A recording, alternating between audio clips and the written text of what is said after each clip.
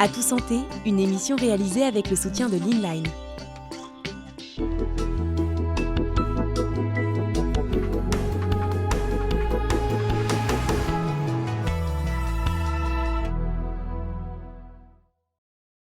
Bonjour et bienvenue dans À tout santé, l'émission qui vous rend acteur de votre santé. Aujourd'hui, nous allons parler de la médecine anti-âge ou comment bien vieillir. 5% des femmes se sentent handicapées par leur complexe, vieillissement de la peau, vergeture. La médecine esthétique se préoccupe et met en place des soins adaptés. Les traitements sont devenus de plus en plus pointus et permettent d'éviter la case bistouri. Pour parler de ce sujet et répondre aux questions, qu'est-ce que le vieillissement, quels sont les traitements possibles, nous avons sur le plateau les plus grands spécialistes, le professeur Jean-Paul Menengo, bonjour. Vous êtes chef de service de chirurgie plastique et maxillo-faciale, on est ravis de vous accueillir avec le docteur Barbara Hersan. Vous êtes praticien hospitalier universitaire en chirurgie plastique, bonjour. Vous êtes accompagné de deux de vos patientes, Madame Sylvie Brasier, bonjour, et Madame Niakaté, bonjour. Bonjour. Bienvenue sur ce plateau. Alors nous allons parler de vieillissement aujourd'hui qui permet aujourd'hui, grâce à la médecine esthétique, d'améliorer ce vieillissement. Une première question, pourquoi notre peau vieillit ? Elle vieillit pour des raisons génétiques. Elle vieillit également quand on s'expose trop au soleil, quand on fume trop. Le temps, tout simplement, la le vieillissement est irrémédiable. Et il est irrémédiable. Par contre, on peut le ralentir, voire même reculer un petit peu quand on a commis beaucoup d'erreurs et qu'on les corrige. Merci. Alors, dans le reportage qui suit, nous allons voir les techniques qui ont évolué en matière de médecine esthétique et qui offrent de nombreuses perspectives tant aux patients qu'aux professionnels de santé. Un reportage présenté par Yves Hupstein-Berger. Voilà, je vous en prie, entrez. Ok, merci. Prenez place, prenez un siège. Mais ce que je vous propose maintenant pour vraiment obtenir le résultat, c'est de le potentialiser avec des nouvelles techniques de laser qui permettent de favoriser la sécrétion de collagène, ce qu'on a déjà fait de façon biologique, mais cette fois-ci avec un laser. Et en plus, on va améliorer la qualité des cicatrices. Donc on va faire les deux traitements en un. Moi, au départ, j'étais pas mal ridée. J'ai donc décidé de faire un lifting qui est là actuellement. J'en suis très contente. Ça fait 1 mois et demi qu'il a été fait. Et pour améliorer ce lifting, j'ai donc décidé de faire un laser. J'ai voulu potentialiser le résultat sur les petites ridules. Donc on va avoir un bénéfice au bout de 5-6 jours, de type peeling classique. Et puis on va avoir un résultat plus tardif grâce à ces techniques de médecine régénérative au bout de 3 à 6 mois. Concernant les lasers, on s'intéresse beaucoup, et on a fait des recherches sur le sujet, sur des types de lasers pour lesquels l'éviction sociale ne soit pas trop longue, des lasers qui ne soient pas douloureux et qui puissent apporter de bons résultats assez rapidement. Donc là, pendant 24 heures, rien du tout, même pas de l'eau. Donc il ne faut pas laver votre visage avec de l'eau, quoi que ce soit. Oui. Surtout ne pas prendre d'anti-inflammatoires parce que le but c'est justement que vous fassiez de l'inflammation. Donc, et l'inflammation va générer donc, tous les mécanismes de réparation qu'on cherche à favoriser. Donc rien du tout. Et après, au bout de 24 heures, vous pouvez mettre cette crème qui va à la fois hydrater et réparer parce qu'elle contient du zinc. Ça va bien potentialiser le résultat. Il faut se faire, on a tout fait pour. On traite le vieillissement du visage. Moi, c'est ma spécialité. Je travaille que là-dessus. Et puis sinon, j'ai des adjoints, notamment mon adjointe, le docteur Hersan, qui, elle, travaille sur les vergetures. Donc la technique pour vous, c'est à la fois de traiter ce relâchement cutané et ces vergetures par le laser. Alors bien sûr, ce n'est pas une chirurgie non plus, mais ça permet de redraper la peau et puis de traiter ces cicatrices que sont les vergetures. Est-ce que vous voulez qu'on traite du coup la cicatrice ici ? Oui. Est-ce que ça va là ? Oui. Ok, vous supportez cette intensité-là ?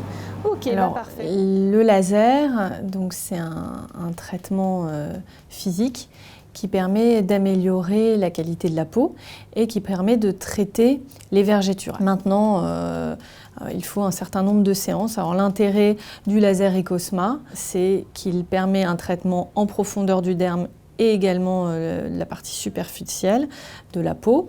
Donc à la fois, cela permet de cibler le fibroblast. Le fibroblast, c'est la cellule la plus importante du derme. Et en allant stimuler ce fibroblast, le fibroblast va sécréter plus de collagène et d'élastine pour, si vous voulez, réparer la vergeture en profondeur. Et également, par le traitement superficiel de la peau, on va aussi améliorer la qualité superficielle de la vergeture, la coloration de la vergeture. De retour sur le plateau d'Atout Santé avec nos invités, nous parlons du bien vieillir aujourd'hui avec le professeur Menengo. Alors, première question, qu'est-ce que la médecine esthétique ? La médecine esthétique, ce sont un ensemble de techniques non invasives qui permettent de corriger le vieillissement. Alors, il y a des techniques, par exemple, de comblement et d'injection, des piqûres en quelque sorte. Il y a des techniques physiques qui font appel à des lasers ou à d'autres procédés physiques, notamment. C'est les deux catégories principales. Les deux volets. Quelles sont les différentes phases de vieillissement ? Il y a un vieillissement qui se fait soit par relâchement, soit au contraire par squelettisation. En fait, on ne vieillit pas de la même façon. Ce sont les deux principales phases. C'est vrai qu'à un âge avancé, on a plutôt tendance à vieillir par squelettisation. D'accord. Comment on choisit un médecin esthétique ? Question qu'on se pose souvent. Je crois que c'est surtout par bouche à oreille. Il suffit qu'on connaisse quelqu'un qui a été bien soigné par un médecin esthétique pour qu'on ait envie d'être soigné par le même. Je crois que c'est le meilleur moyen. Pas du tout la publicité, le bouche à oreille. C'est vraiment le bouche à oreille je pense. Ouais. Et combien de personnes font appel aux médecins esthétiques ? Actuellement, ça s'est énormément démocratisé, beaucoup plus qu'on ne le croit. Je n'ai pas de chiffres en tête, mais je suis sûr qu'autour de vous, vous verrez qu'il y a énormément de gens, beaucoup plus qu'on ne l'imagine, qui ont fait appel à la médecine esthétique. Madame Brasier, vous êtes donc une patiente des médecins qui sont ici. Vous, comment vous avez fait appel au professeur Menengo, au docteur Hersan ? Au départ, j'avais vu une émission sur France 2. Donc c'était le professeur Menengo, donc je suis allée le voir et de là, on a discuté ensemble et il m'a proposé de faire un laser. Voilà. Comment ça vous est venu de faire ce laser ? Quel moment vous avez décidé ? J'ai décidé surtout parce que j'avais énormément de rides. D'accord. Donc il fallait que je fasse quelque chose et les piqûres, les injections, tout ça, c'était pas pour moi. Alors j'ai pris le laser. Alors le laser, par rapport aux piqûres, donc vous aviez une appréhension en fait au départ des piqûres ? Non, j'avais pas d'appréhension parce que j'avais regardé déjà pas mal d'émissions. Et puis ma belle-sœur s'était fait aussi un laser. D'accord. Donc voilà. Donc, le laser, c'était la voie qui vous convenait le plus. Et pendant l'intervention, comment vous avez vécu votre intervention ? Oh, très bien. C'est pas douloureux du tout. D'accord. Non, ça se passe très bien. C'est important de témoigner là-dessus parce que c'est vrai que nos téléspectateurs pensent parfois que peut-être le laser c'est un peu douloureux. Mais non, pas du tout. On a très très chaud, grosse chaleur, mais bon, ça dure 1 heure et puis c'est tout. Après, vraiment, ça se passe très bien. Et après l'intervention, comment ça s'est passé ? Après l'intervention, vous êtes très très rouge quand même, la peau qui tire énormément. Bon, il y a comme un coup de soleil, quoi. Un gros coup de soleil quand même. Un gros coup de soleil. Puis ensuite, vous avez la peau qui change un petit peu. On a l'impression d'avoir une peau de léopard, beaucoup de petites taches marron, apparaissent, la desquamation, et puis il faut compter 4 à 5 jours pour retrouver une peau normale. Et est-ce qu'aujourd'hui vous êtes ravie ? Aujourd'hui, je suis très contente. Quand je me regarde dans le miroir, je vois une autre personne. Une autre personne, d'accord. Oui. Professeur Menengo, ça fait toujours cet effet ?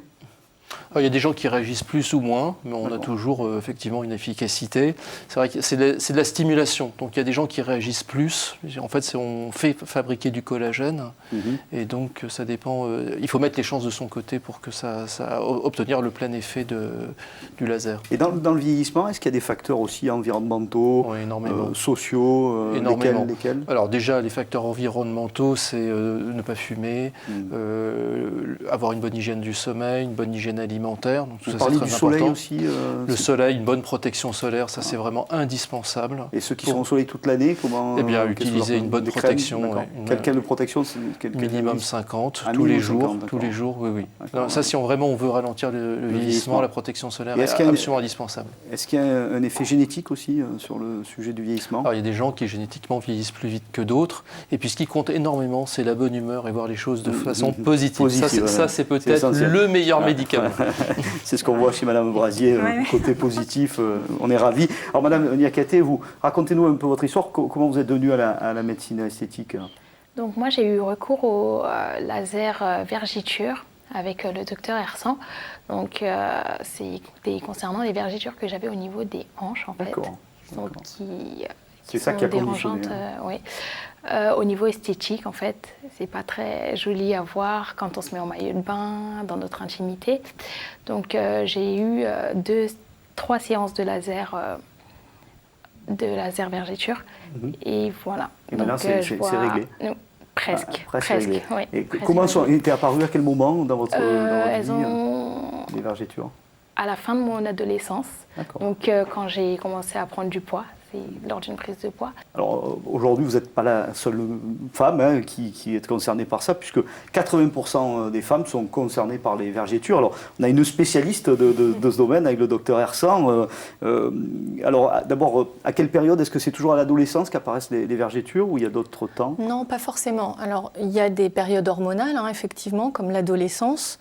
Et après la grossesse, quand il y a des variations de poids, quand la peau est distendue. Donc il y a certains contextes, comme la grossesse, mais aussi les personnes qui ont été en obésité, qui ont beaucoup maigri. Donc là, il y a une fracture de la peau qui se crée et donc les vergetures apparaissent. Donc c'est la distension de la peau liée à la variation pondérale, la grossesse et puis... Souvent le poids en fait. Le poids et puis des périodes hormonales comme l'adolescence effectivement. Et puis certaines prises médicamenteuses comme les corticoïdes qui influencent le poids. Et est-ce qu'il y a différents types de vergetures? Est-ce qu'il y a différents stades? Tout à fait. Alors il y a le premier stade, c'est le stade précoce, c'est le stade des vergetures inflammatoires. Donc ce sont des vergetures qui sont pourpres. Qui sont rouges. Et sur les peaux noires, elles peuvent être d'ailleurs paradoxalement très noirâtres en fait. Elles ne sont pas forcément rouges. Et là, c'est le moment où il faut justement consulter un médecin esthétique. À cet instant-là? Oui, parce que là, c'est rattrapable. D'accord. Voilà. C'est-à-dire que là, avec le technique de laser, on arrive avec différents types de laser, on peut y arriver. Et une fois que la période aiguë est passée, on passe à la période chronique. Et là s'installent des vergetures atrophiques, ce sont les fameuses vergetures blanches qui sont nacrées. Et celles-là, elles sont malheureusement très difficiles à traiter. Oui, très difficiles à traiter. Est-ce qu'on y arrive un peu à les atténuer? Alors on peut les atténuer par le laser, mais on ne peut pas les faire disparaître. D'accord. Totalement. Alors, comment on peut les prévenir, ces vergetures? Est-ce qu'il y a des moyens? Oui, il y a des moyens. Comme 70% des femmes ont, après la grossesse, des vergetures, je dirais que la première chose, c'est la prévention pendant la grossesse. Pas prendre beaucoup de poids, essayer de prendre 1 kilo par mois, 1 ou 2 kilos maximum. Se masser énormément, masser les zones à risque, comme l'abdomen, les hanches, les fesses, la face interne des cuisses, la poitrine également. Donc le massage, c'est pas tant la crème, c'est l'action de masser. L'action mécanique et du massage sur la peau pour stimuler le derme, pour stimuler les fibroblastes qui vont sécréter plus de collagène et qui vont supporter en fait cette distension de la peau. D'accord. Alors, dans l'oreillette, on me dit qu'on a une question de Claire de Lyon qui dit si elle a des vergetures, elle est forcément en surpoids? Non, pas forcément. Il y a d'autres cas Oui. Par exemple, il y a beaucoup d'hommes qui font de la musculation et qui, du fait de la distension de la peau sur les muscles, par exemple sur les biceps, vont avoir des vergetures sur la face interne des bras, par exemple. Donc, ce n'est pas lié au surpoids, c'est plus lié à une distension de la peau qui se relâche, cette fracture de la peau. Donc, ce n'est pas lié forcément à la prise de poids, ou à l'obésité. D'accord. Alors, une autre question de Julie de Nantes qui nous demande si est-ce qu'on peut devenir accro au traitement anti-vieillissement, peut-être professeur Mélengo, est-ce qu'il y a vous voyez la course en avant? C'est toujours pareil, il y a des gens qui sont effectivement un petit peu dans l'exagération, donc il faut savoir raison garder, il faut avoir un accompagnement du vieillissement, essayer de le ralentir, mais il ne faut pas tomber dans l'excès. Il ne faut pas tomber dans l'excès, en fait. D'accord. Écoutez, merci pour ces échanges qui ont été riches, et je pense que nos téléspectateurs se sont nourris de ces échanges. Et puis on va tout de suite passer à notre rubrique pédagogique, où nous allons aborder comment bien se préparer avant un traitement de régénération tissulaire avec Lisa. Bonjour Lisa, c'est à vous. Bonjour Alain, bonjour à tous. Comment bien se préparer à un traitement de régénération tissulaire lorsqu'on fait un traitement par laser? Il y a 4 grands conseils à tenir en compte. Le premier, aucun maquillage. La peau doit bien être démaquillée la veille pour être sûr d'avoir une peau entièrement propre. Le deuxième conseil, la peau ne doit pas avoir de coups de soleil, ni de marques de bronzage, ni être bronzée, donc éviter toute exposition au soleil. Troisième conseil, il est possible de prendre des acides aminés par voie orale pour favoriser la création de collagène, mais ce conseil doit être prescrit par un médecin ou votre docteur pour savoir quel acide aminé prendre. Et le quatrième conseil est avoir un mode de vie sain, aucun excès, aucun alcool, aucune cigarette, bien dormir et avant tout être détendu. Il faut savoir que l'utilisation de crèmes anesthésiantes n'est pas forcément obligatoire, sous recommandation médicale avant tout. Et avant tout, les patients doivent être rassurés pour appréhender au mieux leur traitement. Merci Lisa. Alors dans la suite de notre émission, nous allons parler des traitements et des évolutions technologiques pour rajeunir la peau. Avant d'aller plus loin, nous allons aller à la rencontre du docteur Jean-Philippe Donati pour une mise en image du laser et de son utilisation. Un reportage proposé par Yves Upstenberger.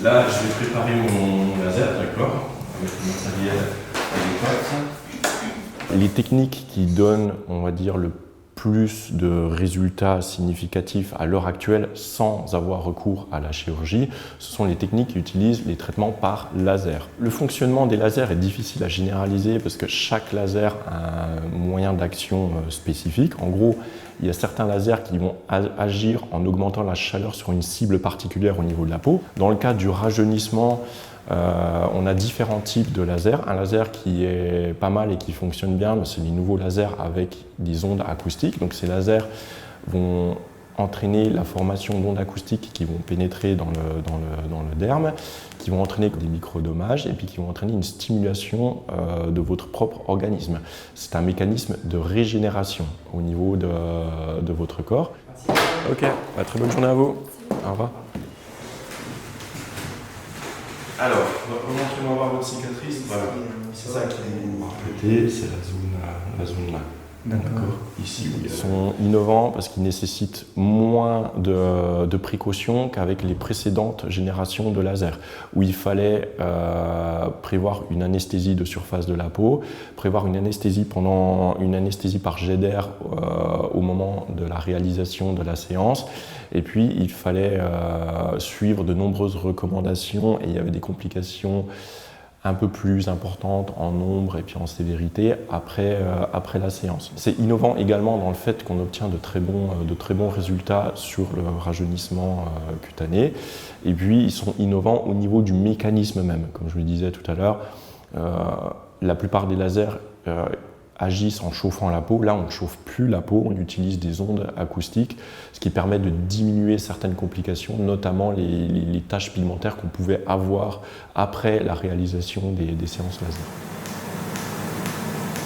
De retour sur le plateau d'Atout Santé, nous avons avec nos invités le professeur Menengo et le docteur Elena Maté, dermatologue lasériste qui nous a rejoint. Bonjour. Bonjour.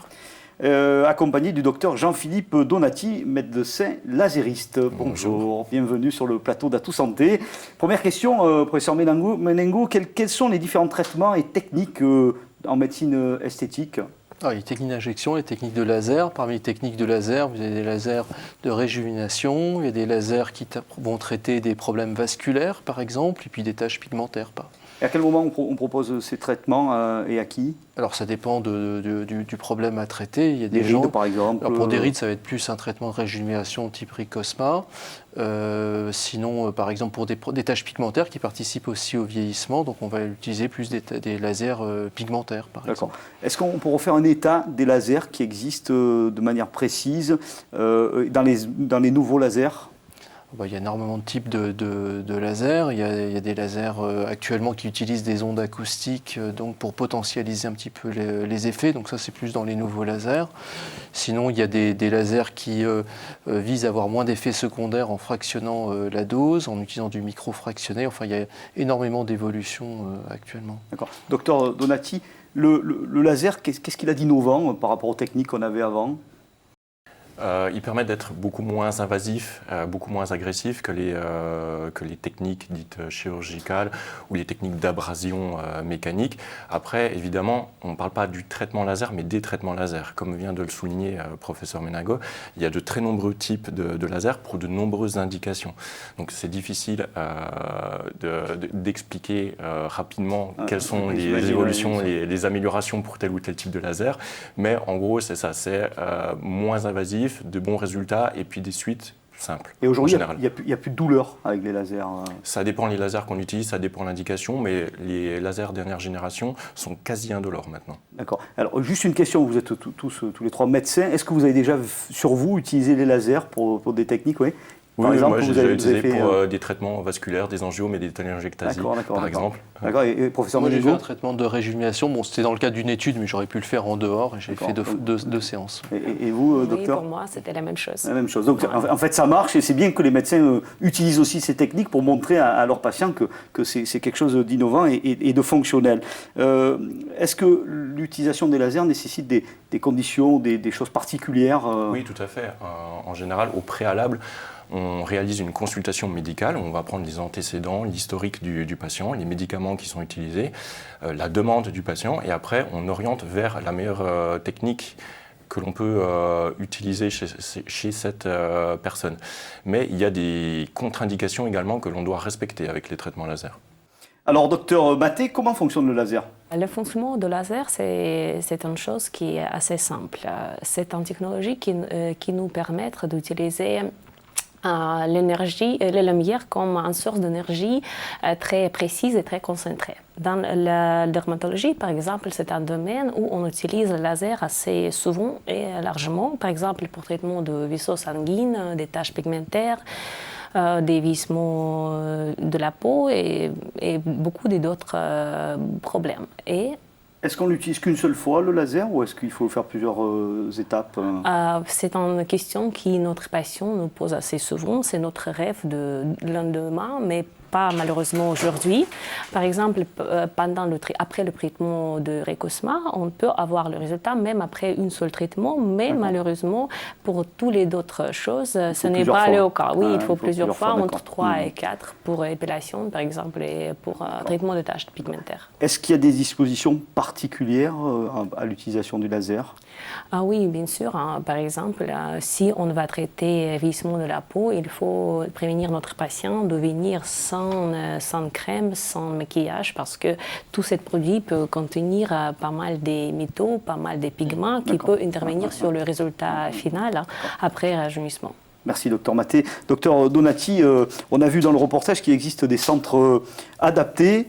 Est-ce que vous pouvez nous parler un peu de la prise en charge des patients dans ces centres et surtout dans le domaine dermatologique? Tout se passe d'abord avec une consultation bien menée, bien réalisée. Elle a plusieurs objectifs, cette consultation, d'éliminer les contre-indications, d'analyser les besoins, les attentes du patient, et puis ensuite d'établir un plan de traitement. C'est-à-dire quelles sont les techniques qu'on va utiliser, avec quelle chronologie, voilà, s'il y a besoin de plusieurs traitements. Et à part le laser, est-ce qu'il y a d'autres techniques? Oui, voilà, tout à fait. En fait, souvent, on est amené à proposer des crèmes, en plus des lasers, et éventuellement des compléments alimentaires. Et puis, parfois, on peut associer différentes techniques, des injections avec le laser, par exemple. Merci. Docteur Ménégo, est-ce qu'on a assez de recul aujourd'hui sur ces nouvelles technologies pour dire c'est fiable? Alors, vous nous avez rassurés, puisque vous trois, vous les avez déjà utilisés, mais est-ce que maintenant, on peut dire à nos téléspectateurs, oui, allez-y, si vous avez... Là, on commence à avoir vraiment un recul important. On a fait des études scientifiques à Mondor, on a vraiment le recul qu'il faut. Et maintenant, on les propose aussi pour améliorer le résultat des liftings, qui peuvent être aussi complémentaires à la chirurgie. Est-ce que les patients, une fois qu'ils sont passés entre vos mains, se sentent mieux? Oui. Ouais. Vous ressentez ça? Allez, vous sentez le bonheur, le plaisir que vous leur portez. Voilà, bon, mais écoutez, chers téléspectateurs, n'hésitez plus, si vous avez un doute. Dès que bien, encore une fois, c'est ça la réponse. Voilà. Merci, ils reviennent, donc retournez. Merci à vous trois pour cette partie d'émission.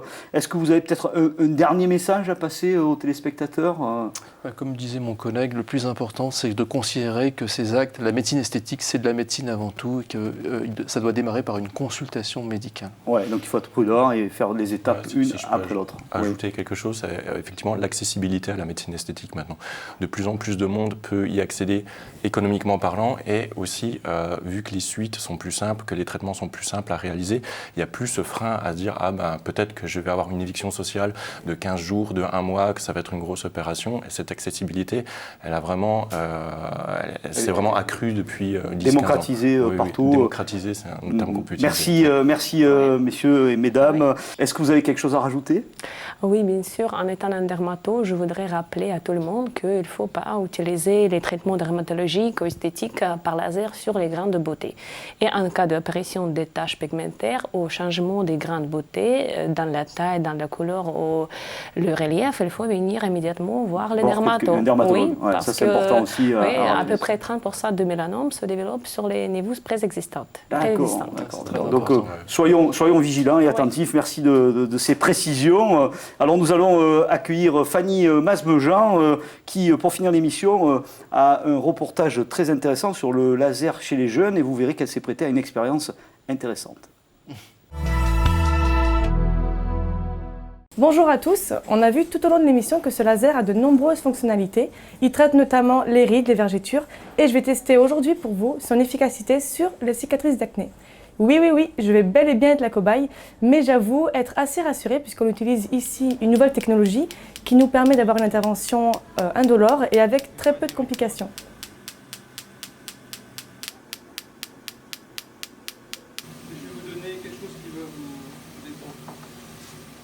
Donc voilà, comme vous pouvez le voir en photo, l'évolution de l'après-laser. Donc la première photo, peau toute rouge, gardée environ pendant 1 heure. Sensation de picotement pendant un petit coup de chaleur, comme on a l'habitude de l'avoir lors d'un coup de soleil. Ensuite, deuxième photo, peau un peu plus brune, dorée. Et troisième photo, je commence à peler. Et la dernière photo, c'est moi aujourd'hui, donc quelques semaines après l'intervention. Donc comme vous pouvez le voir, j'ai nettement moins de cicatrices. Pour les personnes qui sont complexées des cicatrices, n'hésitez pas à aller tenter l'expérience, c'est nickel. Merci à Fanny pour cet exploit et on a vu le résultat. Et c'est la fin d'Atout Santé. Nous remercions les intervenants et bien sûr tous nos invités.